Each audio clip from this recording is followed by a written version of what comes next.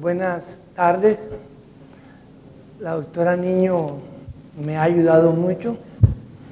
Creo que voy a tratar de variar un poquito el rumbo de mi charla. Ella, de una manera muy hermosa, pudo explicarnos toda la parte actualizada de las nuevas drogas con que contamos para el despertar intraoperatorio. Entonces, Gina, gracias por invitarme, de verdad. Es un esfuerzo y vine, aquí estoy. No crean que no iba a venir. Yo trabajo en este hospital hace aproximadamente 26 años. Ese es un hospital dedicado exclusivamente a atención de pacientes con patologías neurológicas y el programa bandera de mi hospital es el paciente con epilepsia. Nosotros hemos hecho más de 650 anestesias para pacientes que van a cirugía de epilepsia y como ustedes pueden ver, esas son las cirugías que hacemos y en ese grupo yo coloco un ítem que resalto que se llama las cirugías extratemporales, que son aquellos pacientes que tienen lesiones que se encuentran en zonas muy cercanas a áreas elocuentes y fue como hacía hace muchos años. En el 1998 me informaron que había un paciente que había que hacerle una resección de una lesión y podía quedar con un daño permanente y que me buscara la forma de ver cómo podía estar despierto durante la estimulación. Había llegado un neurólogo de Europa, muy bueno, el doctor Daniel Nariño, quien vive ahora en Bogotá. Me reuní con él, empezamos a discutir. Yo hice una búsqueda en aquella época no era tan fácil buscar, y me di cuenta que hacía 124 años antes de que yo pensara eso, alguien ya hacía estimulaciones cerebrales en Inglaterra. El doctor Cushing en el 1930 operaba pacientes despiertos y de Castro y Mundler, que se puede considerar casi que el padre de la anestesia intravenosa, nos introdujo con el término muy hermoso que aquellas personas que vivimos esa época hablábamos de dos términos muy buenos, que era la neuroleptoanestesia y la neuroleptoanalgesia. En el 61-62 aparece el fentanil, lo asocian con el droperidol y se crea un producto que se llamaba Talomonal o Innovar, que muchos usamos, y eso fue lo que me llevó a mí, a través de la realización de un bloqueo del cuero cabelludo y el uso de una dosis inicial de este producto, que en esa época el nombre era Innovar. Hicimos una craneotomía con resección de una lesión con el paciente completamente despierto todo el tiempo. No le vi la importancia de publicar, ya llevaban 130 años haciendo eso y yo decía, bueno, ¿y para qué? Bueno, lo dejé en un silencio absoluto. Y yo creo que desde ese momento todas las personas que han estado conmigo en mi hospital son unos convencidos de que el bloqueo regional es muy importante y llevamos más de 20 años haciéndolo en casi todos nuestros pacientes. Es así, perdón, es que no sé andar casi, ahí voy aprendiendo.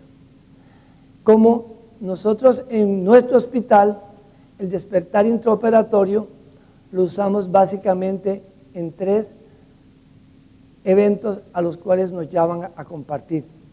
Aquellos pacientes con lesiones próximas a áreas elocuentes, como ustedes pueden dar cuenta, nuestro mayor volumen son pacientes con focos epileptogénicos, pacientes que llevamos a cirugía de Parkinson para colocación de electrodos subdurales profundos.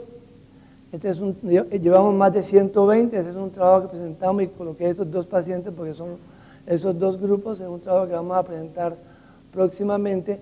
Y las biopsias guiadas por heterotaxia que no tienen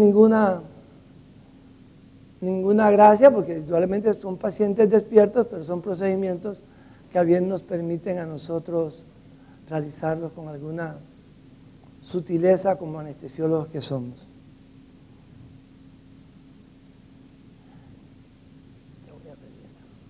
Bueno, indudablemente este es un trabajo muy interesante de un grupo francés, creo que lo conocen, donde ellos muestran que aquellos pacientes que iban a cirugía a realizarle resecciones, probablemente tenían diagnóstico de atrocinoma de pequeño grado de malignidad y lo dividieron en dos grupos. A un grupo le hicieron anestesia general y a otro grupo le hacían resecciones volumétricas con despertar intraoperatorio. Pudieron demostrar que la sobrevida de esos pacientes era mayor en lo que se hacía despertar intraoperatorio con respecto a aquellos que no se le hacía despertar intraoperatorio, y las secuelas neurológicas posteriores eran mayores en un grupo que en otro. Es así que nuestra ayuda a hacer despertares intraoperatorios en estos pacientes es casi, como podemos decir, es un reto al cual ayuda a la sobrevida posterior de los pacientes, la parte humana.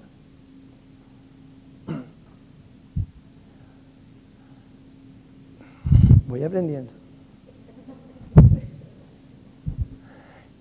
Aquí muestra en esta gráfica cómo ellos pudieron demostrar lo que ya les comenté, que los pacientes que eran sometidos a anestesia general, la mortalidad era más rápida y las secuelas eran menores cuando se hacía despertar intraoperatorio.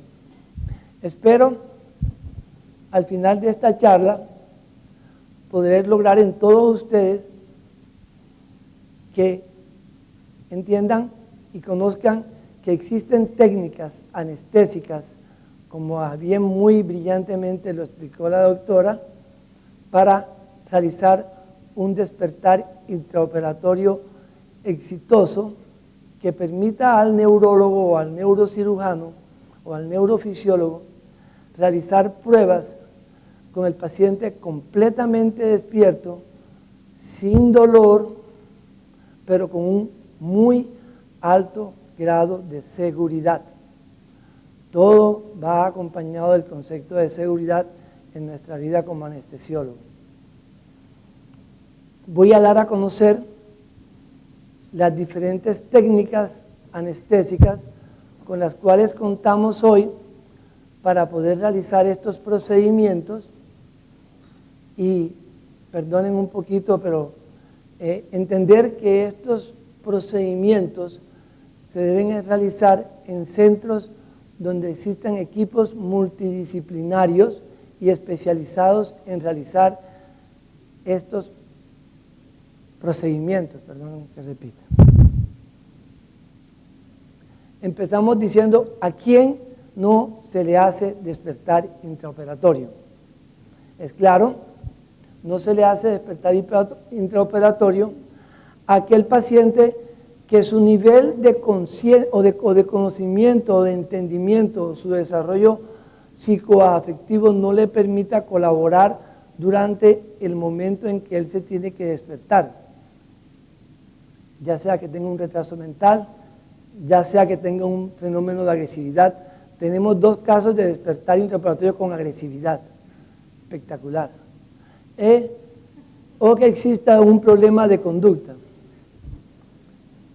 Es importante el reconocimiento de las comorbilidades que pueda tener el paciente y que nosotros podamos de una manera muy madura poder definir si es mejor que quede con una secuela o que se nos quede en el quirófano. Un tercer punto muy importante a tener en cuenta es que el paciente no lo quiera o que la familia no lo quiera. Niños y adolescentes. Es impresionante, yo no sé, manejo muchos niños en mi hospital y niños con cáncer a los cuales se les hace radiocirugía y radioterapia, y son niños, yo lo llamo la inocencia de la madurez. Son niños demasiado inocentes y maduros. que permiten realizar actividades muy mejor planteadas que un adulto, y lo hacen. Entonces, niños contraindicados, la doctora mostró un caso muy hermoso, en movimientos anormales, 7 años era, y le hizo despertar intraoperatorio con desmetomedina. Tenemos ya drogas que nos permiten hacerlo. Ese niño no creo, mi más joven son 15 años, creo que lo hice con Contreras hasta aquí. Y que exista inexperiencia en el equipo que va a realizar el procedimiento. Para hacer esto hay que tener un poquito de experiencia, entrenarse y hacerlo. No quiero decir que no se haga por primera vez, pero al hacerlo por primera vez hay que tener un grado de entrenamiento de todo el equipo. Es así como nosotros tenemos unos criterios que nosotros llamamos criterios de ingreso del paciente a un programa de despertar intraoperatorio. Todos los jueves, los residentes saben que nosotros hacemos un evento que se llama Jueves Liga o Jueves de Epilepsia. A ese evento se lleva a ese paciente. A ese paciente previamente le hemos visto los diferentes especialistas, la neuropsicóloga, la neurofonoaudióloga, y cada quien hace un comentario de cómo puede ayudar a realizar el procedimiento en ese paciente y cómo lo vamos a mejorar. El grupo en pleno nos ponemos de acuerdo, definimos que sí se puede llevar a hacer el procedimiento y hacemos un cronograma de actividades a desarrollar con ese paciente. Estaba pendiente del micrófono, lo tengo aquí. Hacemos un cronograma de actividades en ese paciente y ese mismo día hacemos una reunión, ese mismo momento hacemos una reunión de familia que es liderado por nuestro jefe, que es el doctor Jaime Fandiño, donde se le explica al paciente y a la familia de manera muy detallada cómo se va a hacer el despertar intraoperatorio y qué vamos a lograr con lo que vamos a hacer. Y de esa forma, habiendo cumplido esos 3 requisitos y habiendo conseguido una aceptación, el paciente entra al programa. Objetivos que tenemos que buscar cuando hacemos despertar intraoperatorio. Al paciente hay que conocerlo muy bien. Cada día conocemos menos al paciente. Yo me preocupo porque cada vez los médicos conocemos menos al paciente. Somos menos cercanos al paciente. Pásalo, pásame el otro. O sea, ni el nombre, ni la edad, ni nada. Y a los 10 minutos no existe el paciente en nuestra mente. O sea, debemos conocer muy bien al paciente, su parte afectiva, emocional, familiar. Indudablemente, ahora vamos a hablar de la evaluación preoperatoria, siempre pensar que el paciente se debe sentir cómodo conmigo. O sea, yo busco en todo momento que el paciente se sienta cómodo conmigo, que sienta que en mí hay una persona que lo va a hacer sentir bien. O sea, él se va a sentir bien conmigo siempre. Empezar desde ese momento a pensar cómo voy a conseguir una analgesia y una ansiolísis en él y qué voy a hacer. Evitar la depresión respiratoria, conseguir un paciente colador e inmóvil, mantener toda la homeostasia sistémica y neurológica, evitar las complicaciones. Yo digo que las habitaciones se evitan anticipándose a ella. Y mantener unas óptimas condiciones cerebrales. Cronograma de actividades, visita preanestésica, preparación del paciente y el acto anestésico. Lo considero el acto más importante para lograr el reto planteado. Es en la visita preanestésica donde hacemos todo. Conocemos al paciente, conocemos la familia, organizamos la cosa, planteamos nuestro cronograma de drogas y lo hacemos todo. Una buena visita preanestésica hace exitoso el procedimiento y es a lo que menos le dedicamos tiempo. O sea, tratemos de hacer en este tipo de paciente una muy buena visita. Yo lo llamo visita porque no es ni consulta, o sea que vamos a estar un rato largo con él. Entonces, esta visita en algún momento yo lo debo hacer en conjunto con la neuropsicóloga y con la fonoaudióloga, porque ellas en ese momento hacemos un cronograma de preguntas muy sencillas que le hacemos al paciente. ¿Para qué sirve el lápiz? Para escribir. O sea, hay que medir, mis pacientes son de un nivel socioeconómico muy bajo y con algún grado de retardo mental, y buscamos, vamos a repetir el nombre de 3 animales: vaca, caballo, burro. No le voy a decir jirafa, elefante y cebra, porque ellos no lo conocen. Entonces tenemos unas 6 o 7 encuesticas muy sencillas, que esa misma encuesta que le hacemos ahí es la que le vamos a hacer el día que está en el quirófano antes de la cirugía, y cuando lo despertamos durante el procedimiento y durante todo el tiempo que el neurocirujano está aspirando la lesión. O sea, las 5 mismas preguntas. Parece que fuera una repetida, pero es la única manera de saber que él está diciéndome lo que verdaderamente aprendió. Bueno,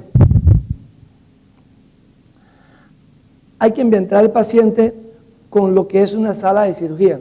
Es muy importante eso. El paciente tiene que llegar sabiendo lo que es una sala de cirugía, lo que va a encontrar, con quién se va a encontrar, la temperatura de la sala de cirugía, quiénes van a estar, cómo va a estar uno vestido. El paciente tiene que tener toda la capacidad de entender que uno está a su lado y como uno debe estar cómodo. En 2 ocasiones, entramos con el paciente al quirófano, lo llevamos, estuvimos con él en el quirófano, porque el paciente estaba un poquito como que difícil. Entonces yo me voy a llevar al quirófano. Lo vestí, lo cambié, le puse todos los uniformes, nos reímos, echamos, le tomé foto. No traje, ahí en el computador tenía la foto, no lo puedo adaptar. Y entramos al quirófano y el tipo lo acosté, hablé con él y ahí le expliqué todo. Yo te voy a apoyar aquí, te voy a hacer esto. Yo el bloqueo lo hago con un pequeño grado de analgesia intravenosa. Y durante ese rato pude explicarle hasta la sensación del trépano. El trépano da una sensación fea en el paciente cuando está con un cierto grado de sedación o de analgesia. Entonces, todo eso hay que explicárselo al paciente. La preparación del paciente que va a cirugía. El ayuno es importante. Si una de las principales complicaciones son las náuseas y los vómitos, programar un ayuno es importante. Siempre lo hacemos, es la primera cirugía de la mañana, tratamos de ser muy estricto con el cumplimiento del horario y del tiempo. O sea, el tiempo, el paciente en el quirófano es importante. Entre más agilicemos entre todos las actividades, menos tiempo va a estar el paciente en el quirófano y más exitosa va a ser la técnica. Nunca olvidar las drogas con que se medica el paciente, tanto por su enfermedad actual como por sus comorbilidades. Casi muchos de estos pacientes, o bueno, los que nosotros manejamos son pacientes que vienen con diagnóstico de epilepsia médicamente intratable. Se llama epilepsia médicamente intratable aquel paciente que sigue haciendo crisis a pesar de estar recibiendo las drogas anticonvulsivantes que debe tomar, a las dosis que la debe tomar, con medición de nivel sérico, con gente especializada en epilepsia, y siguen convulsionando. Entonces, yo debo prever que ese paciente me va a convulsionar en el quirófano, lo debo tener clarito. Entonces, yo debo ser muy estricto con las horas de que él debe tomar sus anticonvulsivantes, cómo los debe tomar, y estar demasiado pendiente de eso. Premedicación farmacológica, casi que la prohíbo. O sea, yo soy poco colaborador con el concepto de usar benzodiazepinas como premedicación. De usar todas serían midazolam por su efecto corto y el tiempo, pero me conocen y no lo uso. Y no puedo decir que lo uso porque no lo uso. Mando a canalizar el paciente en el miembro superior derecho, izquierdo. La profilaxia de náuseas y vómitos, la colocación de una sonda vesical, mantener un estado de bienestar al paciente, la preparación anticipada del quirófano, O sea, el quirófano al momento de que el paciente entra ya debe estar listo para iniciar la cirugía. Y siempre procurar el bienestar del paciente. Yo digo una frase que se llama despierto pero tranquilo. Estás aquí adentro pero estás tranquilo y estás despierto. Estamos bien. El acto anestésico va acorde con el acto quirúrgico. Y el acto quirúrgico para cualquier despertar intraoperatorio de los tres que nosotros hacemos son los mismos. Yo lo divido en 3 tiempos. Un primer tiempo, un segundo tiempo y un tercer tiempo. Yo llamo, el primer tiempo va desde el momento en que el paciente se me acostó en la cama hasta cuando hacen la incisión de la dura madre y exponen el cerebro. Para ese tiempo yo planeo un acto anestésico o una técnica anestésica. Luego viene un segundo tiempo que es todo ese tiempo que dura el monitoreo o que dura la colocación de los electrodos cerebrales profundos y lo llamo segundo tiempo. Y luego viene un tercer tiempo que es después de eso hasta que se termina la cirugía. Entonces, como son 3 tiempos quirúrgicos, hay 3 momentos y por eso todo el mundo habla de los 3 momentos. Dormido, despierto, dormido, despierto, despierto, dormido, despierto, despierto, despierto. Y siempre de la mitad es despierto, porque siempre tiene que estar despierto en la mitad de la fiesta. Y ahí es donde tenemos que tenerlo bien despiertico. Aquí están las estrategias anestésicas. Anestesia general, despierto, anestesia general. La doctora Niña habló ahora mismo de eso. Despierto, despierto, anestesia general. Despierto, despierto, despierto. En orden descendente, así son la frecuencia con que se hace. En una fase inicial eran de abajo hacia arriba, los tiempos cambian, ahora son de arriba hacia abajo. Anteriormente se hacía más despierto, despierto, despierto, luego se hacía despierto, despierto, dormido, y cuando apareció Propofol, cuando apareció remifentanil, me dice la doctora, cambió la vida de la anestesia, y apareció dexmetomedina, ahora hacemos dormido, despierto, dormido. Monitorización. Pongo las 3 partes básicas que analizo siempre. O sea, es como un protocolo que nosotros manejamos porque el paciente va en esta posición y la mano izquierda me queda más fácil para yo poder. Esa es otra cosa, pilas con eso. Normalmente las lesiones por su término de zonas elocuentes, ¿de qué lado se encuentran más? ¿Del derecho o del izquierdo? Del izquierdo, ¿verdad? Entonces yo no le puedo canalizar al paciente la mano derecha, pila con eso, porque yo voy a revisarlo. Entonces, a veces llega con la mano derecha, es que es la mano izquierda la que hay que canalizar. Su electrocardiografía, su presión no invasiva, muchas veces colocamos un catéter arterial. El paciente me dice cómo lo debo monitorizar yo. Todos sabemos cómo monitorizar a un paciente y qué grado de gravedad tiene el paciente para yo poder definir cómo lo voy a monitorizar. La cardiografía yo le doy una importancia cada vez mayor en estos pacientes. La cardiografía hace muchos diagnósticos. No el valor, sino las curvas. Hace mucho diagnóstico. El analizador de gases anestésico, en una época se usó mucho ayudarse con un poquito de anestésico, isoflurane, luego apareció el sevoflurane.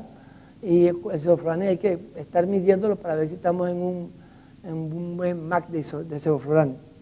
El BIS. El BIS cada vez toma más importancia. No tengo una experiencia en BIS, no soy el mejor en BIS, pero indudablemente los valores definen en qué momento quito la máscara laríngea y en qué momento puedo yo hacer el inicio de mi entrevista mientras el neurocirujano realiza las actividades del otro lado del telón. Me copié la figura de la doctora. Es una figura bonita, está en Google. El cuero cabelludo, bueno, como les conté, desde 1998 casi que lo hacemos muy de rutina. Existen dos formas de hacer el bloqueo del cuero cabelludo. Ginita, como que habló mucho de eso esta mañana, sabe mucho de eso. Ella es una subespecialista en neuroanestesia, o sea, tiene todos los pergaminos para hacerlo muy bien. Y no voy a dedicarle tiempo, pero sí es algo importante que les quiero como que anexar para que no dejemos de tener en cuenta. Siempre hay que solicitarle al neurocirujano que infiltre la zona donde va a ser la incisión de la piel. Ellos por sí lo hacen porque le tienen miedo a la sangre y creen que la epinefrina es la que quita es como una cosa aprendida. Si lo que yo con epinefrina y creen que con eso ya no va a sangrarle. ¿No se dan cuenta? Eso es como, es aprendido y no se les quita. Bueno, el periósteo duele. Es que de la piel hacia la dura madre duele piel, subcutáneo, galia, periósteo, el hueso no duele, la dura madre duele mucho y a veces hacemos unas gasitas, las embebemos en silocaína y las colocamos ahí y nos ayuda a mitigar el dolor cuando el paciente está en la fase inicial como despierto.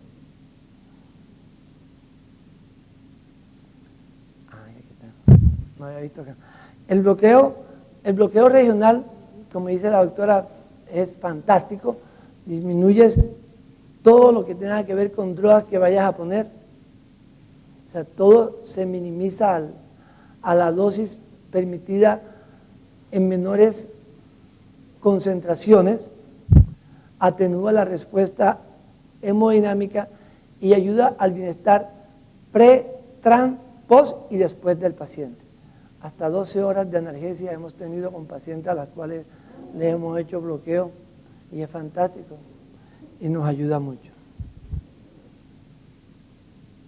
Bueno, hablemos de los 3 planteamientos. Se dividen en 2 grupos. Anestesia general, despierto, anestesia general. Entonces, yo quiero que tengan claro, ¿qué define una técnica a otro? La visita preoperatoria.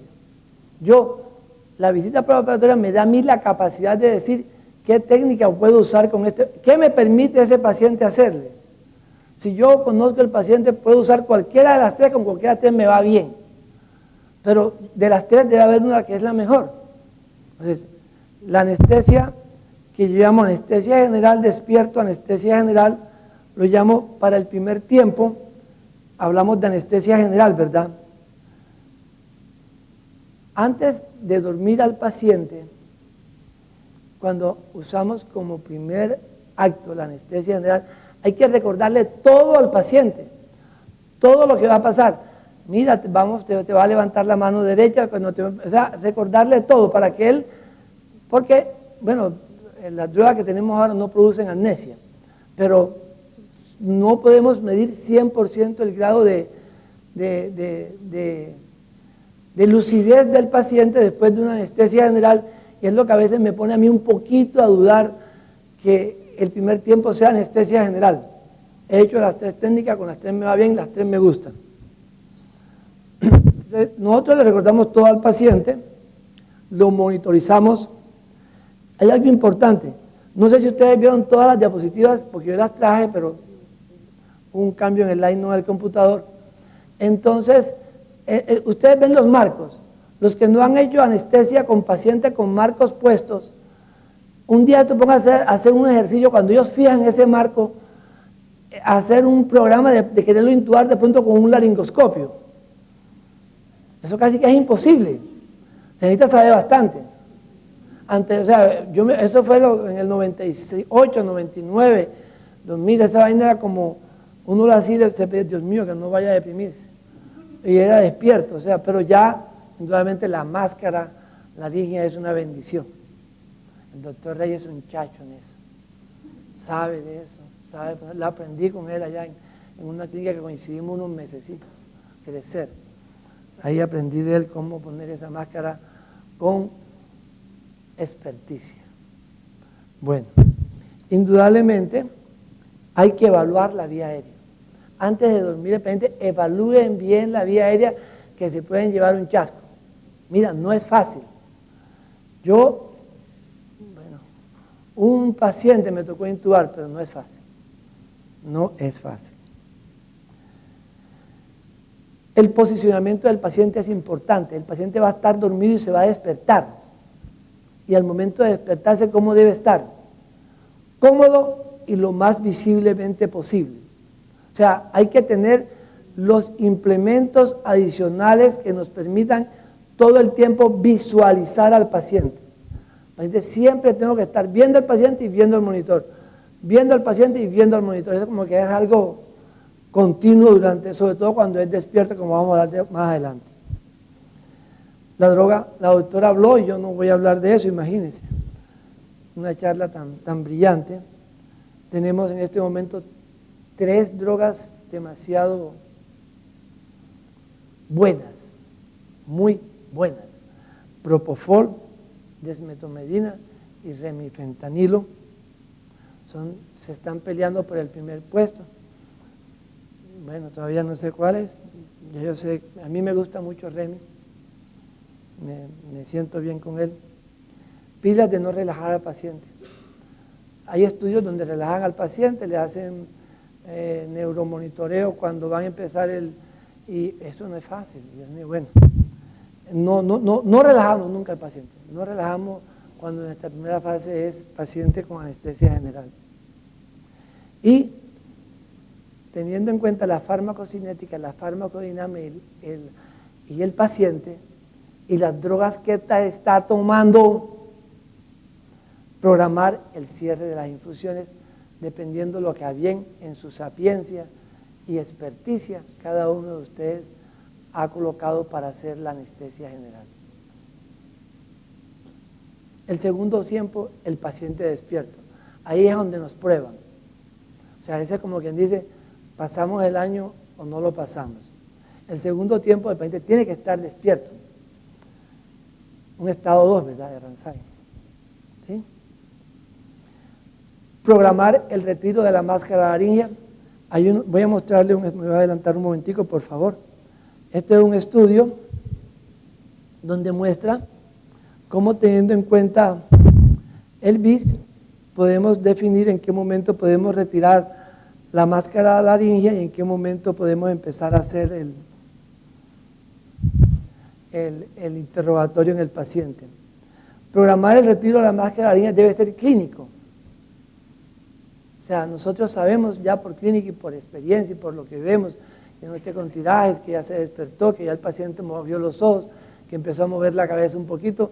En ese momento yo programo retirar la máscara laringea. Es de mucho cuidado porque retirar la máscara laringea y el paciente se le va la lengua hacia atrás, hace una maniobra de Valsalva y el cerebro se sale. Pilas pues, se sale el cerebro. Es peligroso.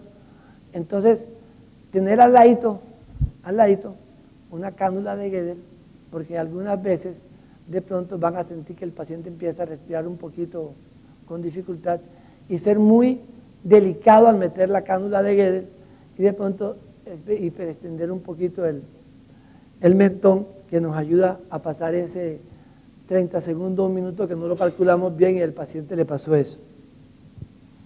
La escala de sedación y de despertar es importante, Ransay, estado 2, ¿verdad? Consciente, orientado, lúcido y colaborador y tranquilo. Se exponen las zonas que deseamos evaluar durante la estimulación.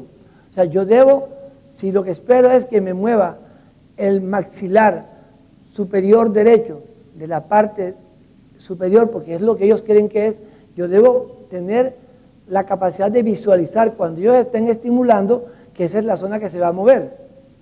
Si va a mover es la mano, si va a mover es los dedos, si va a mover todo el brazo, si va a mover la pierna, y si el problema es del habla, empiezo el diálogo de las preguntas. O sea, tengo que tener claro qué va a pasar para yo poder interactuar con el paciente. Es ahí donde está el conocimiento de haber estado previamente con el paciente y haber pasado toda esta fiesta con el paciente para yo prever lo que va a pasar. Programar el interrogatorio. Debe estar uno siempre en comunicación constante con el neurocirujano, con el neurofisiólogo y con la neuropsicóloga que muchas veces nos acompaña durante el procedimiento porque a ella se le dio la potestad de hacer las preguntas. O sea, ella es muy buena. Y el último punto que pongo aquí es adelantarse a las complicaciones.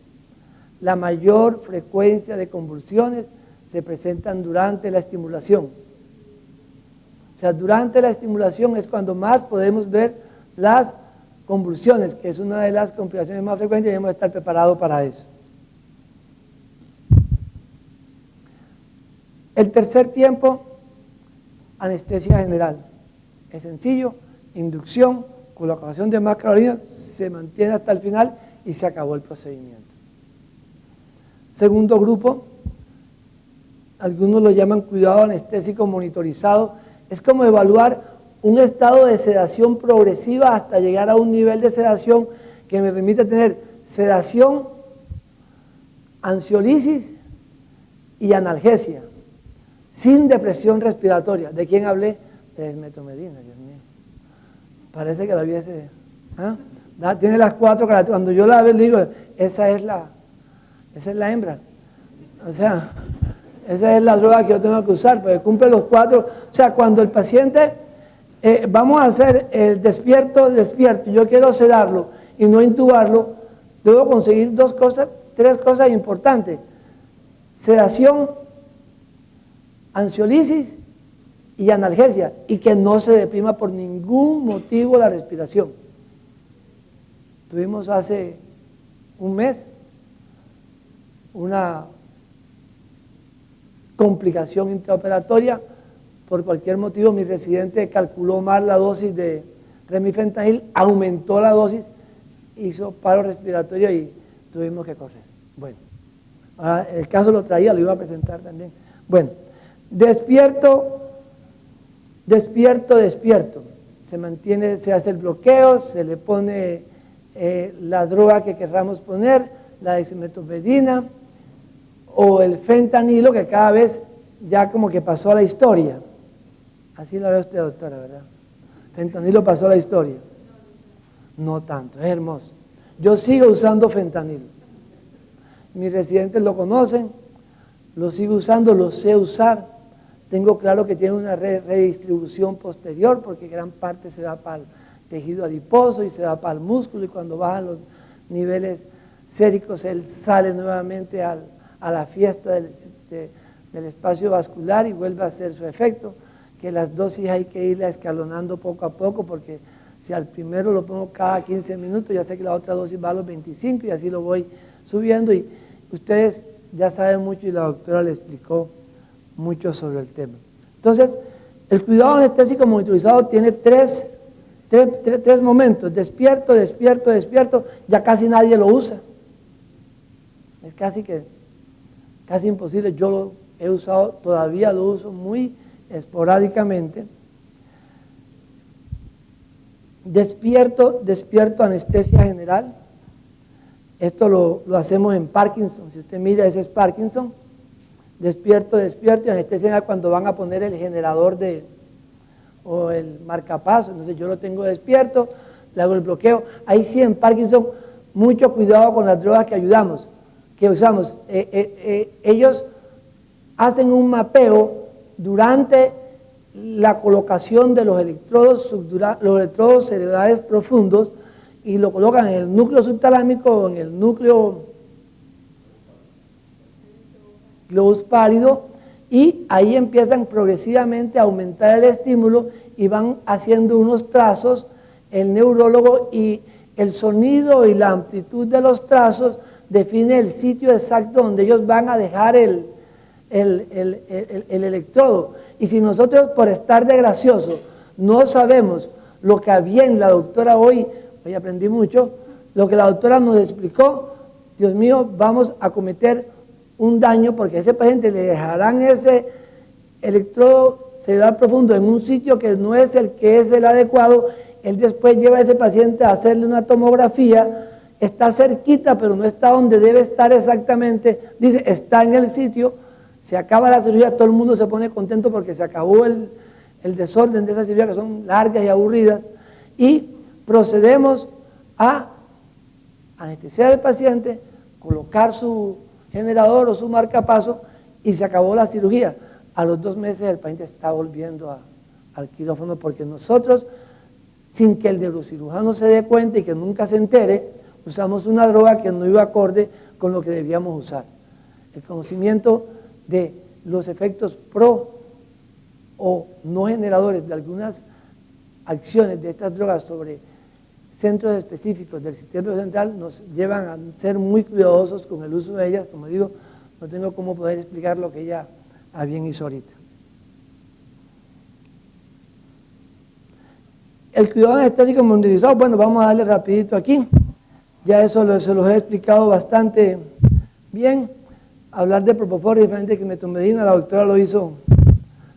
Me lo mandaron ahorita mis residentes que quería que le mostrara eso. Paola hizo un trabajo muy bonito, está trabajando en el Hospital Kennedy de Bogotá y hicimos una evaluación de los pacientes a los cuales pusimos Remi, a los cuales pusimos fentanil en pacientes sin despierto y vimos cómo estuvo la escala del dolor y cómo estuvo su evaluación hemodinámica durante el procedimiento y no hubo una diferencia que nos llevara.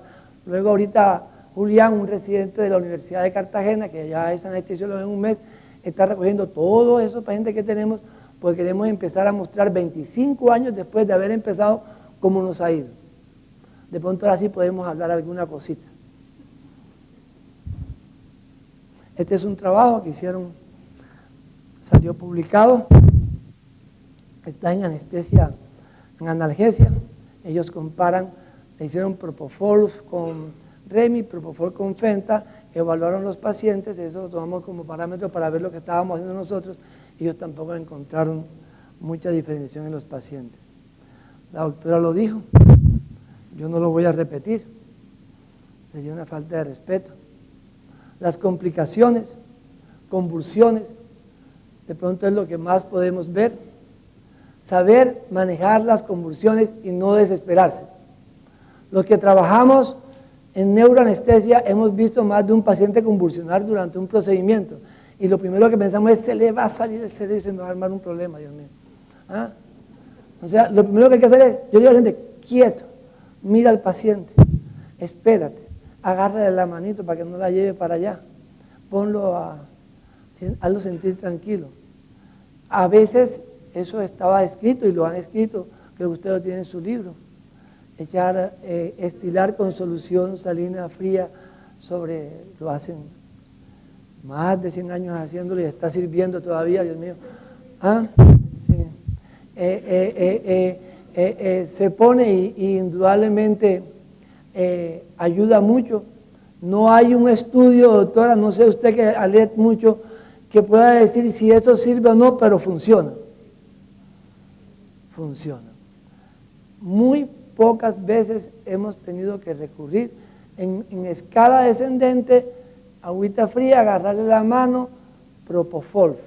Cuidado con, ya no se usa, gracias a Dios, diazepam, porque se nos queda dormido y mañana salimos de él. Midazolam, tercera opción, y esperar que pase el efecto para iniciar nuevamente todo el proceso, porque esto no se va a acabar, eso hay que volverlo a reiniciar.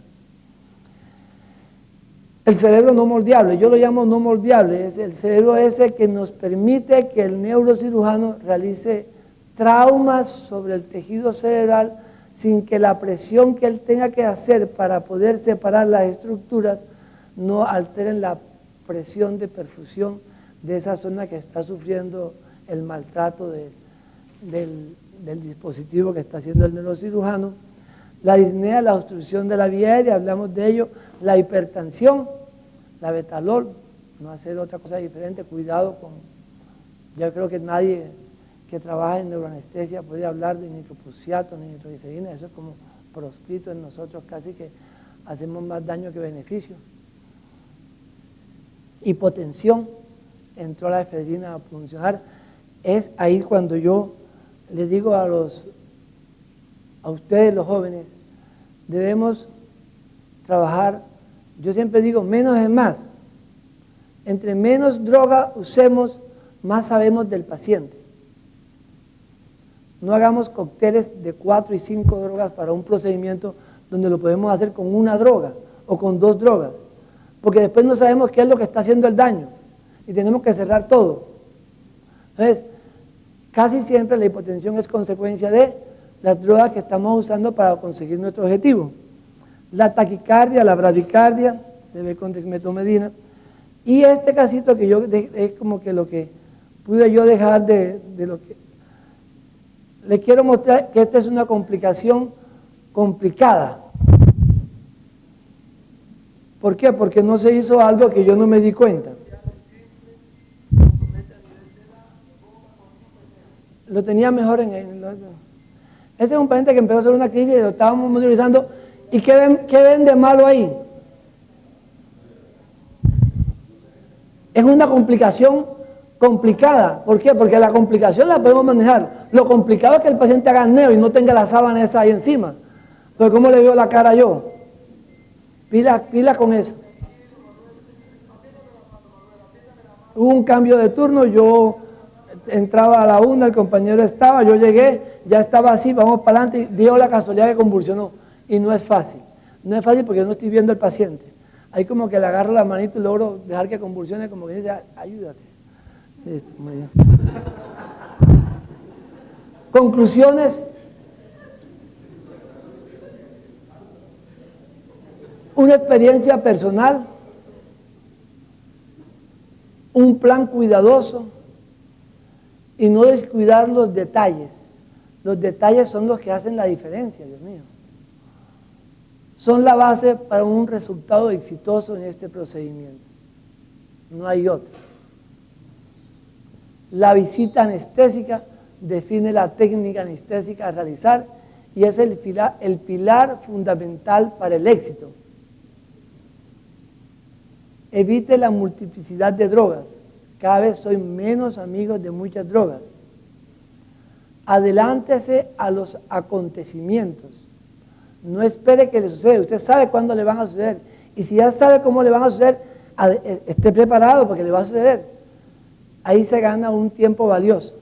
El cerebro sufre.